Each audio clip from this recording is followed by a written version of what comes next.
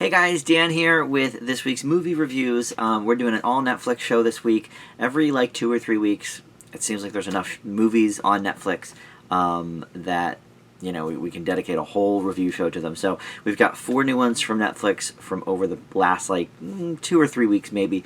But one of them actually is brand new, the Charlize Theron film, The Old Guard, which just debuted on Friday and is #1 currently on Netflix. So we're going to talk about that. But first up, we're going to talk about one that was pretty big upon release 2 weeks ago. That is Eurovision Song Contest, The Story of Fire Saga. That's the complete title. It's Will Ferrell and Rachel McAdams playing an Icelandic duo who enter this European Song Contest, Eurovision, which I've heard of, sort of ancillary, anecdotally sort of thing, but never really looked much into.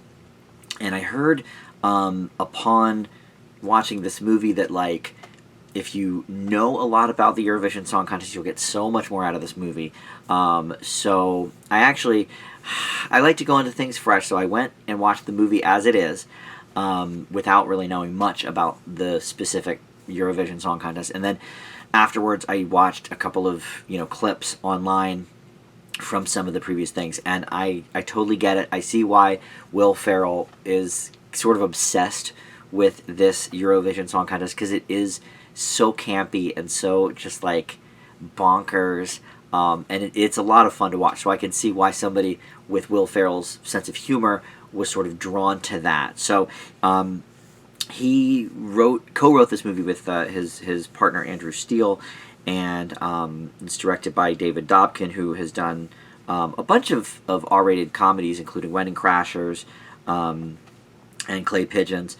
And essentially what happens in this movie is these guys it's a duo, Will Ferrell and Rachel McAdams, like I said, and they have sort of a odd relationship. It's sort of like Jack and Meg White from the White Stripes, where they burst onto the scene and nobody really knew, are they brother and sister, are they husband and wife, are they just friends, what are they? And then of course they fed the flames of that fire.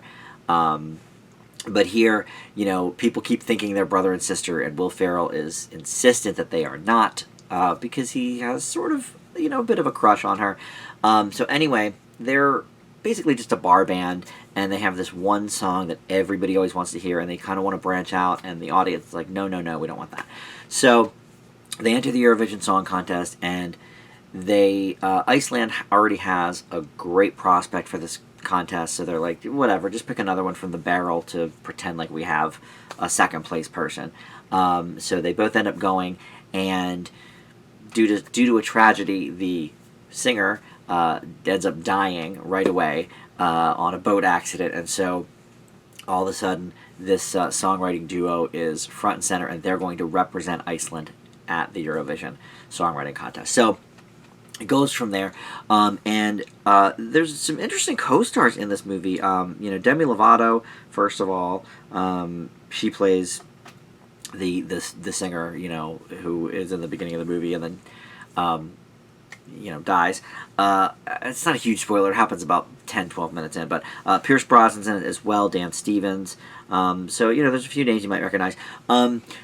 This actually I thought was an interesting movie, because it's similar to other sort of contest movies that Will Ferrell's been a part of. Most of those have been more sports related, like Blades of Glory, or Ricky Bobby, or what was the basketball one? Semi-Pro. Maybe it's not so much like Semi-Pro, but Kicking and Screaming. There's been a lot of Will Ferrell contest type movies, and this sort of falls in line with some of that stuff. It sort of follows the same type of formula where Will plays this just completely outrageous character that is just honed in on one or two specific things about the culture, like Talladega Nights. Obviously, it was more like the NASCAR persona, and Blades of Glory, the Olympic ice skater. So here we have the Icelandic, sensitive songwriter, and there's even a Sigur Rós song in the movie, which is this very ethereal Icelandic band. And then Rachel McAdams sort of does the same thing, like she kind of mirrors what he's doing, but for the female version. So she, sort of talks like Bjork a little bit, and she has this very, Icelandic, tone and way about her. And I think she gets her character down, pretty well. But it's all in that whole wheelhouse of Will Ferrell, like, over-the-top personas, and it follows a very specific pattern of, not just his movies, but a lot of movies like this in the comedy genre. But I've said for a while that Rachel McAdams should do more comedy. Game Night is, for me, one of the best comedies, at least, big-budget comedies of the last 4 or 5 years. Her and Jason Bateman were great sparring partners in that. Fantastic movie. This certainly isn't on that level. But, look, I first saw Rachel McAdams in Mean Girls. That was the first movie I ever saw her in. And so to me, comedy is like a given for this person. But then she got, maybe not typecast, but, she ended up being in a lot of romance movies and dramas. And she's good at those too. But I think she is a funny person. And I think she gets to showcase it here a little more than in most of her movies. And Will Ferrell is just sort of, doing the Will Ferrell thing. But he's, for me, sort of an acquired taste, a bit hit or miss. I actually think he's a bit overrated. Anchorman's okay. Step Brothers is okay. Like, my favorite movies of his are the more sort of, I don't know, like Stranger Than Fiction, like the more sort of off the beaten path, the more quirky ones, I guess you could say. But I do like Talladega Nights a lot, and some of his earlier movies. But, for me, this sort of is in that pantheon of the Will Ferrell sports type movie. It also goes on way too long. Like, I kind of thought everything was wrapped up about, and then I looked at the clock and I was like, wow, there's 40 minutes left in this movie. So it sort of goes on like that. But I did get some laughs from it. I can't deny that. And after seeing some clips from the actual Eurovision Song Contest, I totally get why, like I said, he is sort of drawn to this. And they do seem to get a lot of the quirkiness of the contest correct. So I'll give him some points for that. It's not a great movie, but certainly in the pandemic here, we've seen, way worse. And I would leave Eurovision Song Contest with a C+. I think it's all right. And I would think you'll get a few laughs out of it. So up next, we're going to talk about The Old Guard. This just went up this weekend. Like I said, it is #1 currently on Netflix, and it stars my girl, Charlize Theron. I love her. She can basically do no wrong. It's based on a comic book, also called The Old Guard, and the movie itself was written by Greg Rucka, who wrote the comic book too. So somebody that really has a good grasp on these characters. And essentially, it's about a team of immortal mercenaries that recruit a new gal after losing one of their own. And, so we learned a little bit about how maybe they're not completely immortal. But and the gal, let me see what her name is here. Kiki Lane, who I didn't really recognize. She's done a couple of things. She was in If Beale Street Could Talk, which I saw, but it was like 2 years ago, and she wasn't, my girl, Regina King. So I lose focus on anybody else when Regina King's on the screen. So, so she's the new recruit here, and what's interesting about this movie is, as they go sort of on their revenge mission, and is that we really, because the new recruit doesn't really know anything about what's going on, or didn't know that she was one of them in the first place, and so we sort of learn the history of these characters and the whole team through her eyes, through the storytelling of Charlize Theron, and it all sort of comes together piece by piece because of that. But I would say the greatest strength of this movie is the action sequences. Netflix has a real shoddy track record with action originals. They did Spencer Confidential, which was like pretty terrible, but then they did the one with Chris Hemsworth, and I can't think of the name of it, but it just came out a couple of months ago. And that was like, it's kind of generic, but the greatest part about that movie was the fight choreography and the action sequences and stuff.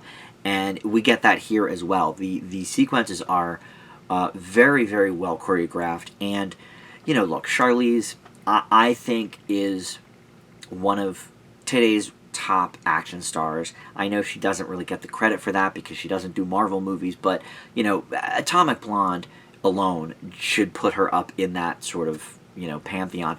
But here is a woman who, for me, can almost do no wrong. Like, every movie she's been in, I mean, I think the last movie she was in that I didn't like, other than that stupid Fast and Furious one she was in, was probably 10 or 15 years ago. I mean, she is just, she can do comedy great, she can do drama, obviously, very well, and, she's proven time and again recently that she can do the action stuff, too. And so she's great here, and, one of my issues is that I don't think her character is written to stretch Theron's talent. It's sort of, it's a well-written character, but between the direction and the way her character is written, it's not that different from a lot of the other action stars we've seen and action characters that we've seen, especially recently. And the way she plays it is not that different from, like, Atomic Blonde and some other stuff. So I'm not sure whose fault necessarily that is. I like to not blame Charlize for anything because she's just great. The Long Shot, by the way, under the radar movie with Seth Rogen she did last year, romance comedy, I guess. Great movie. But here, we've got a lot of moving pieces, and I'm not sure that the sum of the parts of this movie are always great, but the individual parts are pretty solid. And I'm not sure if this was meant for a theatrical release or if this was always going to go to Netflix. Usually, I can figure that out, but, it just says, that it was the top movie on Netflix the weekend of release. It doesn't say that it was supposed to be released in theaters. So maybe this is one that was always earmarked for Netflix. It's hard to tell now with the pandemic and COVID and everything, and different streamers are buying different movies that maybe they weren't, supposed to have originally. But if this were to be released on a big screen in theaters, which is where I honestly would have preferred to watch it, just because of the scope of it and the cool, scenery and the action sequences and stuff.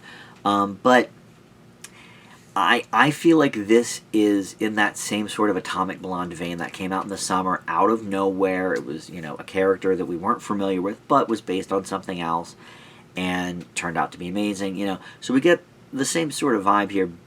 Because it's so similar, I'm not going to give it like an A or anything, but I really thought this was a great movie. It sort of leaves the door open for more. I'm not sure if the comic book is a continuation of, an ongoing series, or if it's just, one book or whatever. But even early on in the movie, it sort of leaves the possibility for a sequel to happen, and then by the time we get to the end, you're like, okay, well, I could see if this was continuing. But there's definitely a lot of, kind of tense moments here, and the chemistry between her and the other gal, Kiki Lane, is great.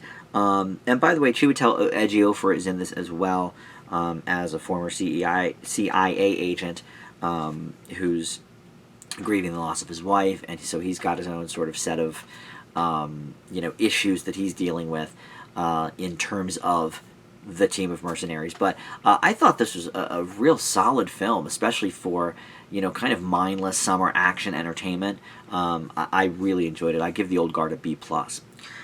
So up next, we're going to talk about 365 Days. This is one I wasn't real familiar with, but it's a Polish film, but it is. I don't know if it's mostly in English, but it's a mix between English and Italian and Polish, but I would say maybe it's half in English. But this was in Netflix's top 10 for weeks, and so I thought, all right, well, I don't know much about this, but I think I got to see this thing. So it was released in Poland in February before COVID-19 shut everything down, and it was just released here recently on Netflix. I think this is one that was always meant for Netflix. I don't know if we were going to get a theatrical release for this, but essentially it's sort of like 50 Shades of Grey, except with no contracts and more holding captive and raping, you could say. So a young Warsaw woman escapes from this relationship, and she is in this new relationship with a Sicilian man who imprisons her for a year, 365 days, and gives her that amount of time to fall in love with him, give her the Stockholm syndrome, and so this movie is in a similar way to 50 Shades because it's dramatic, it's very hardcore sexual, purposefully, and it's graphic about its sex, and it's also got this cool soundtrack. The problem is, in the case of 50 Shades, it's like Ellie Goulding and cool artists doing the soundtrack. Here, Michel Morone, or Morone probably, who plays the lead gentleman, he does the singing on the soundtrack. So it's almost like a vanity project for him. And his songs are okay. There's a lot of processing on his voice, and it definitely sets the scene like you would a 50 Shades movie. But then he locks her up and rapes her and expects her to fall in love with him, and just nothing about this movie works. Okay, so to compare it to 50 Shades, because it's the easiest go-to, I gave the first 50 Shades movie a B-. I thought it was okay. There were things I liked about it. The second and third one are both pretty bad, but that first one I was like, okay, look, she's into this. Maybe she's falling a little bit under a spell, but she, signs on for this. She signs this contract, for sex, and she sort of is intrigued by this, sex room kind of thing. This woman in 365 days, there's none of that. She just gets captured, and dude's like, you gotta fall in love with me. He rapes her a bunch of times, and it's supposed to be really sexy. It's supposed to be like, oh yeah, this is hot. And 50 Shades is intense, but you could see, if people are into S&M, if people are into, more kinky stuff, you could see, alright, this is, kind of sexy, and the way it was shot was sort of sexy. But this is just it's almost like torture porn, but with actual porn.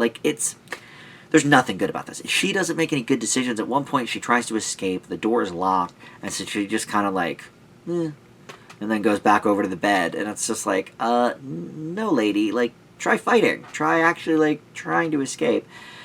The other odd comparison to this movie, I guess, is Beauty and the Beast, because you think about how Belle was, she wasn't raped, but she was, trapped in this castle that she ends up falling in love with, who is basically her captor. And I have some thoughts about that. I love Beauty and the Beast, and I have, different thoughts about that movie than I do about this movie in this situation. But, this is just garbage. There's nothing redeeming that I could figure out about this movie. The acting is pretty subpar. It's not quite on the level of, The Room, but you sort of get that sense that the director, let me see who the director is. I'm sure it's nobody I've heard of. It was made in Poland. I don't know a lot of Polish directors. It's directed by two people, and one of them, it must be a woman. Barbara Bialwas and Toma Mendez, or Mandez, or whatever. I don't know how you'd pronounce it, but God, two people directed this piece of garbage, and one of them was a woman. She should have known better that, the raping of a woman and the Stockholm syndroming of a woman and all of that combined just does not make for a hot time in the old town tonight. And then give them at least a script where she's trying to escape or something.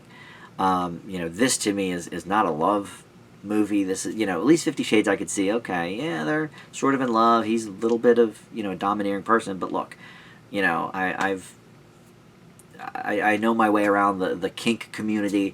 I could see it, dom and sub and, master and slave, all that kind of stuff. This is just she didn't sign up for any of this. She, and we're supposed to find it hot as the audience. Oh, baby, give me more of this. This is an F. I hated this movie. It's definitely the worst of the year. I've given I think this will be my third F of the year. The other two were horror movies that were bad, but not like this. I mean, I didn't feel disgusting after watching them. I just felt like they were terrible movies. I think it was definitely Fantasy Island. I think the other one was maybe the 2020 version of The Grudge. I forget, because I reviewed 4 horror movies in the same episode, and they were all like D's or F's. They were all like really bad.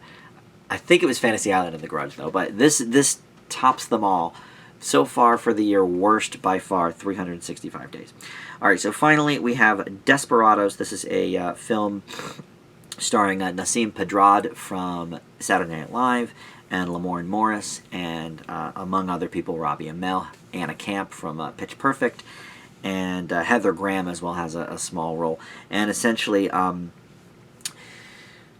Pedrad plays this woman who has been down on her luck. Her name's Wesley, and she's, you know, jobless and boyfriendless and whatever. So she starts going on some dates, and they're not working out so well.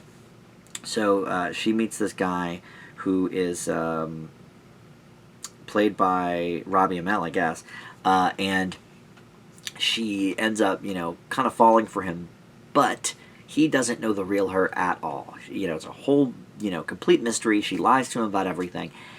And then she sends him this text after she hasn't heard from him in 5 days saying, like, you know, you're awful, go F yourself, you know, this is why your dad died, like all this kind of stuff. Horrible, horrible stuff. And then he calls her and says, oh, hey, like I've, you know, been in a horrible accident, I've been in the hospital in a coma and all this. So she then convinces her friends to go to Mexico to try and steal his phone and his laptop to delete the email that she left for him. And so that's basically the movie. It becomes sort of a caper. And Lamorne Morris is a gentleman who she had a bad date with that is also down in Mexico vacationing. So he, you know, catches up with them from that and whatever. So then he's along for the journey to get this guy's phone. I mean, this is a movie about, you know, scamming people and about being a creep and a psycho and all of this. Look, I like Nasim Pedrad. I liked her on SNL. And I think it's kind of a shame that she hasn't gotten some of the roles that some of the other former SNL ladies have gotten. Like, you see Abby Elliott pop up in things, and you see Michaela Watkins, you know, is on a lot of things. She was only on SNL for like 2 years, but, you know, she was part of that Nasim Pedrad, you know, group. And she pops up all the time. But we don't see a lot of Nasim. And it's a shame, because I loved her on SNL. I thought she was very funny, had some good character work. And if this movie works at all, and I'm not sure that it does, but if it does at all, it's because of her and Lamorne Morris, who, if you don't know, is from The New Girl. He played Winston. And, you know, the two of them have a great chemistry together. Her other friends are just sort of like blah, like Anna Camp. She can't get a good project to save her life. She was in that horrible Perfect Harmony show that just got canceled on NBC. But you know, the whole movie, it's like, I think it would be outdated in the 90s even. Like, even though, obviously, you know, they didn't really have cell phones, and so you couldn't place it in the 90s. But, like, just the whole setup of it, the whole idea of, like, oh, this is supposed to be hilarious because this woman is a straight-out psycho and is completely lying to this guy. And look, we've all had our shades of psycho, right?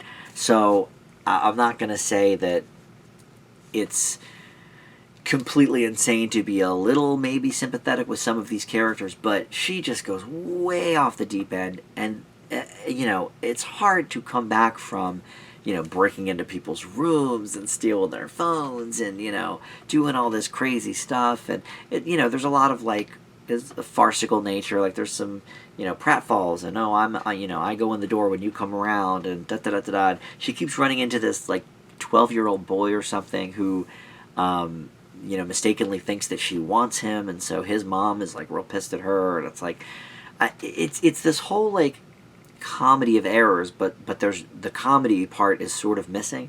I mean, look, I got a few laughs from it, not nearly as many as Eurovision, I suppose. You know, more chuckles, I would say. I chuckled a couple of times because I like her and I like Lamorne Morris, and they sort of had a nice chemistry, and there were a couple of good lines because of that. But this is definitely, like, I mean, it's like lowest common denominator stuff.